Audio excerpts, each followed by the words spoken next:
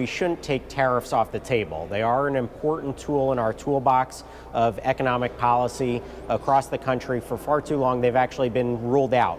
And so I think it's appropriate that you put them on the table. Now, we are going through the negotiation process, which there always will be ups and downs.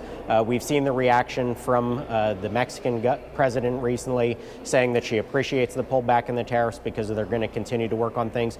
Ultimately, the goal is to make sure that we actually do bring down these barriers that are impeding the flow of goods out of America, hurting American manufacturers, bring down those barriers for everybody across the board. And if we can get that reciprocal agreement, that'll actually be something that will be long-term more beneficial for American consumers.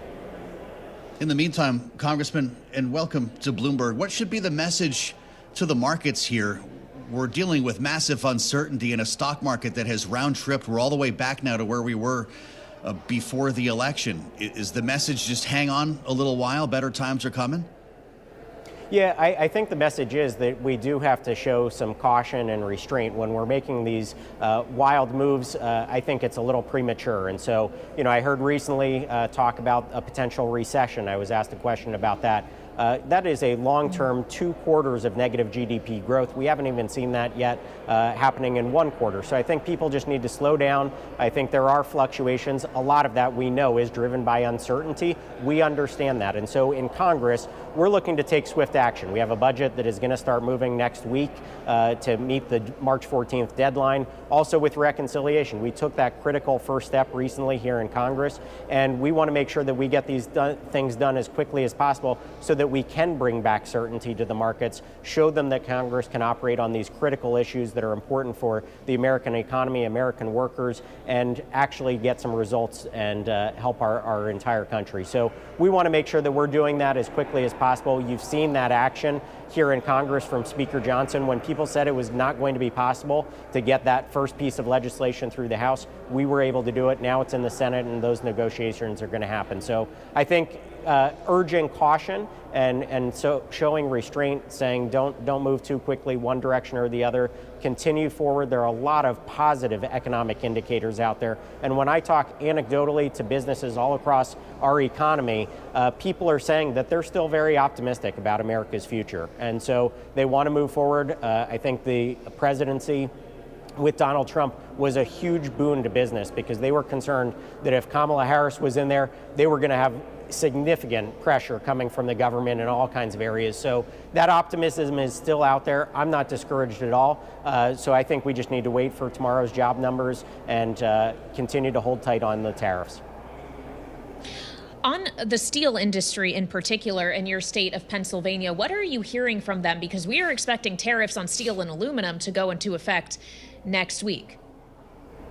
Absolutely. So look, what we're hearing is that people actually do tout and credit some past tariff action for maintaining that activity here in Pennsylvania. And so that is rightfully so. We've seen China dumping their products into the market for years, and this was one way to guard against that. Obviously, they've taken routes to get around some of those tariffs, and we want to make sure that we are continuing to protect not only industries that are critical to America's economy, but also to our national security. And steel and aluminum are 2 of those industries. We cannot have people like China dumping products in purely not just to undercut the wages, but actually to discourage American activity and an American investment in national security related industries. So again, we need to make sure that we have that protection in place where appropriate so that we can actually have a strong American economy.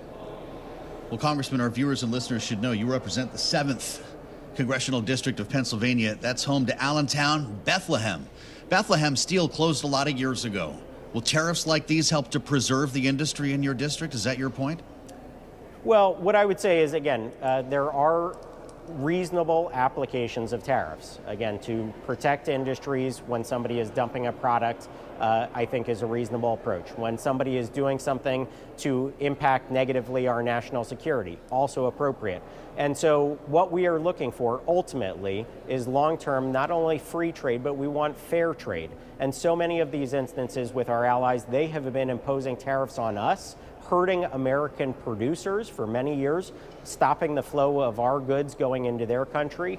And so what we want to see is we want to see these barriers come down across the markets for all of our allies.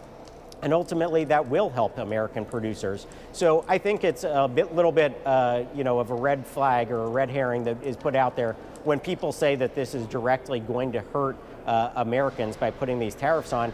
I question why then does somebody like Justin Trudeau in Canada say that they're going to take reciprocal action by increasing tariffs? That defies logic that they would be doing something in response that would be a negative impact and hurting their home consumers as well. But what this is about is a negotiation that we are going through right now. I think it is long overdue that we have this discussion and conversation because ultimately we want our goods to go into other markets without those kind of barriers. We want there to be low tariffs that would help American producers, would create American jobs, which would raise American wages as well. So ultimately we're going to get there, but this process is a negotiation.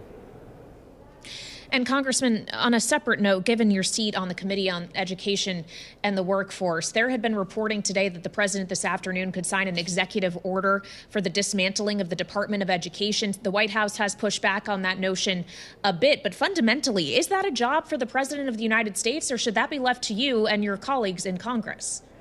Yeah, so that would be something that should come through Congress. So we've heard the same reports, haven't seen the actual language on something like that, if it's even going to happen.